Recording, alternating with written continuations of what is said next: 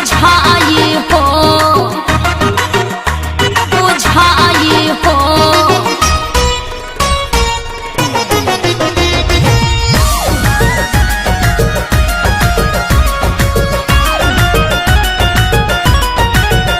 बोला कैसन बुझाला हो जीजा लागत पाला हो कहाँ कहाँ दुखाला हो जीजा जहाँ जहाँ जाला हो।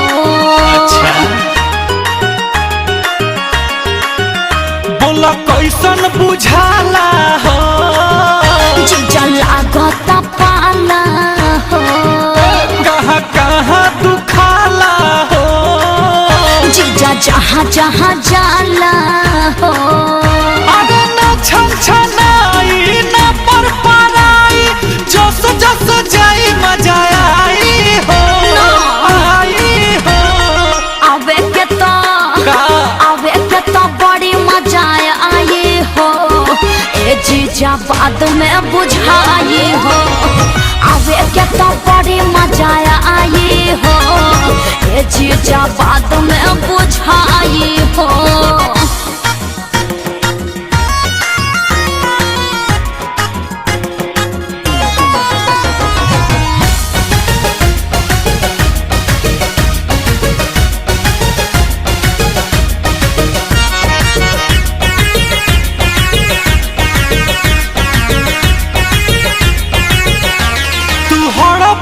झूठो करेलू न गड़बड़ होई हो अलोता में गाल मलावाला न जानी कोई हो।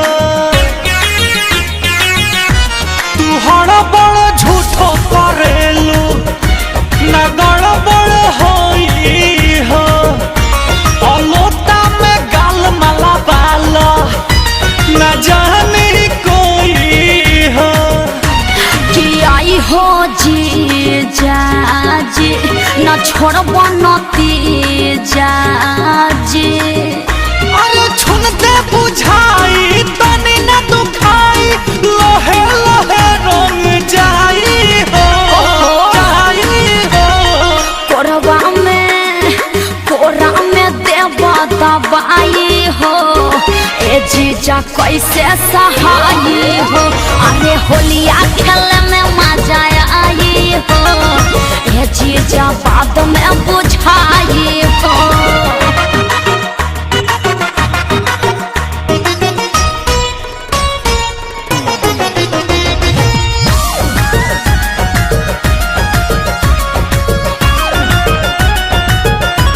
कि बिना जीजा से खेलले ई होली फीका बा आ फागुन में साली लोग पा जीजे के ठीका बा कि बिना जीजा से खेलले ई होली फीका बा आ फागुन में साली लोग पा जीजे के ठीका बा। तो चढ़ल जवानी में डलब परेशानी में अरे बाजी लगा लो आज जनल तोहे शंकर निदेश ही लगाही हो। अरे ना हो रंजित तू बारो कसाई हो लूट ले बलहर फसाई हो। अरे डलब तो रंग मजा आई हो ए जीजा बाद में बुझाई हो। कैसन बुझाला हो जीजा लागत पाला हो कहाँ कहाँ दुखाला हो जीजा जहाँ जहाँ जाला हो। अरे न छनछनाई न परपराई जस जस जाई मजा आई हो आई हो। आवे के तो बड़ी मजा आई हो ए जीजा बाद में बुझाई हो। आवे के तो बड़ी मजा आई हो ए जीजा बाद में बुझाई अरे कुछ ना होई हो।